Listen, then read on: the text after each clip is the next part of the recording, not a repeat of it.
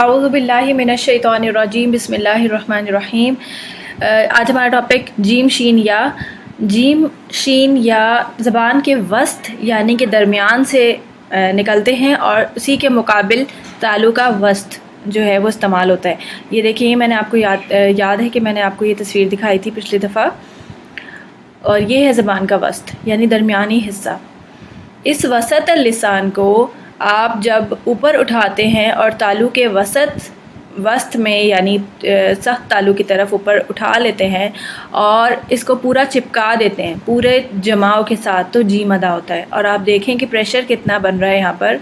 ये जो purple area है ये प्रेशर है और ये पूरा का पूरा चिपका हुआ है जीम के साथ, कोई जगह नहीं छूटी हुई। जब हम जगह नहीं छोड़ते तो जीम अच्छा अदा होता है। और अगर हम मखरज में कमज़ोरी लेकर आते हैं या हम हल्के से नरमी से ज़बान को ऊपर लगा के जीम पढ़ते हैं तो आवाज़ में जीम की बजाय चा की आमेज़िश आती है। तो ये आप पूरे जमाव के साथ लगाएंगे, पूरे सख्ती के साथ। और फिर उसके बाद आप नीचे देखिए कि इसमें देखें मखरज वही है, ज़बान भी वहीं उसी जगह पर है और तालु भी के वहीं पर ही है, लेकिन बस इसमें क्या हो रहा है कि दरमियान में गैप आ गया है। जब ये गैप आ जाता है और आप आवाज़ पढ़ते हैं अच्छा, इस जीम को पढ़ने के लिए अज्जा अज्जा, ठीक है, अज्जा, अच्छा या अच्छा अच्छा ऐसे नहीं पढ़ना। इसी तरह इसको देखने के लिए कि आपका मखरज सही लग रहा है या नहीं, अच्छा अच्छा, किसी भी हर्फ के मखरज को चेक करने के लिए आपको उसके पहले हमज़ा ज़बर लगाकर और उस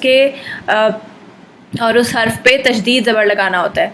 तो आप इसको अच्छी तरह से फिर समझ पाते हैं कि इसका मखरज क्या है। अच्छा अच्छा।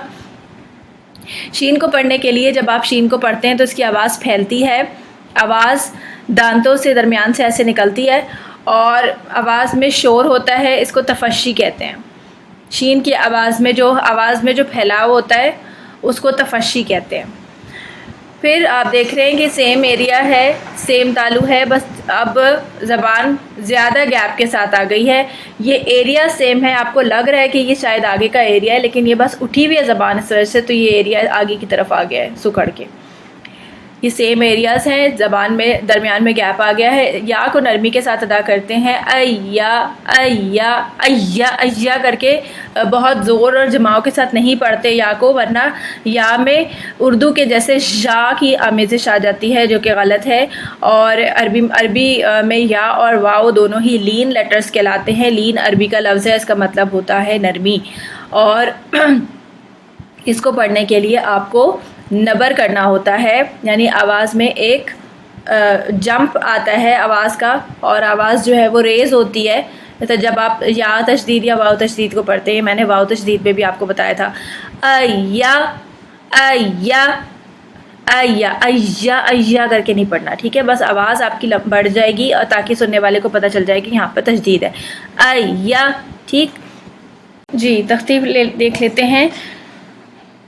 जबलिन, जीम को सख्ती के साथ जमाव के साथ पढ़ेंगे। जबलिन, कल जिबाला, कल जिबाला, जुफाअन, जुफाअन, ज़जरतन, ज़जरतन, रशदन। शीन की आवाज़ फैलेगी, इवन आप अगर मुतहर्रिक पढ़ें तब भी, और अगर साकिन पढ़ें तो ज़्यादा प्रोमिनेंट होगी इसकी आवाज़।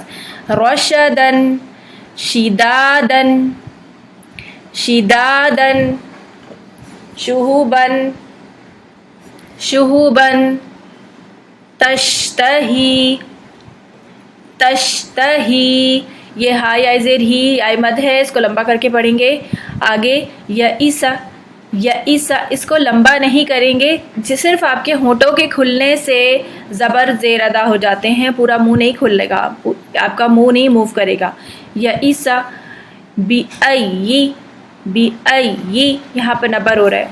यूसुफ़ा, यूसुफ़ा, ऐमाना, ऐमाना। अच्छा, जो आपका यालीन होता है, जो भी लीन लेटर होता है वो मद लेटर से छोटा होता है। ऐमा, ऐमा, ठीक है। तो ऐमा ऐसे नहीं होता, आई छोटा होगा, मा बड़ा होगा। ये मद है और ये लीन है, ठीक है। मद जो है वो दो हरकत पर होता है और लीन लेटर जो होता है वो दो हरकत से छोटा होता है। तो ऐमाना। इसी तरह जब आप तवुस पढ़ते हैं मिनश शैतानिर रजीम, तो शई लंबा नहीं किया कीजिए। सुब्हानक अल्लाहुम्मा व बिहम्दिका अशहदु अल्ला इलाहा इल्ला अंता अस्तगफिरुका व अतूबु इलैक। अस्सलामु अलैकुम व रहमतुल्लाहि व बरकातुहू।